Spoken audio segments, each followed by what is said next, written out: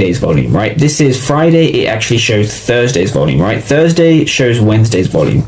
So what we can see here, for each day, we have a specific POC. So POC here, POC, POC, POC, POC, right? So knowing where the point of control is for the previous day is quite powerful. And so this is where, you know, using order flow comes into play.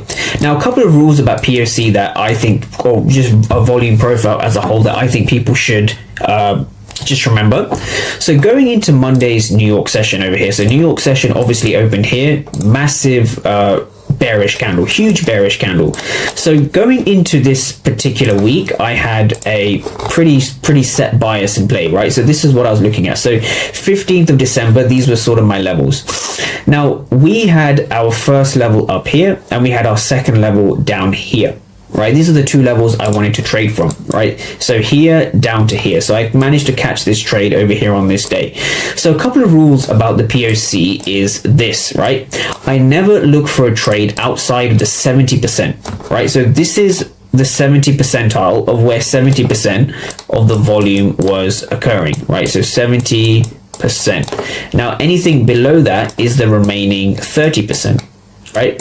Now the rule of thumb is you don't want to be trading here, right? So if the market comes here, do not trade it, right? Because you want to be trading where the market is actually interested in trading. So volume is important, right? And volume shows you where the market is interested in trading, right? You want to be trading at areas of high volume down to areas of low volume, or up to areas of high volume, right? Not the other way around.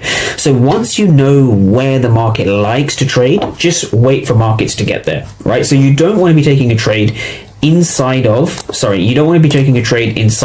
areas where there's low volume. And so low volume is just defined as anything outside of the market profile, 70%. So I recommend you can use any market profile to give you this hint. You know, this is the red region, right? So this is just one setting you can use on market profile. Now from here, once we have this, we can understand even here, if you look at where the market's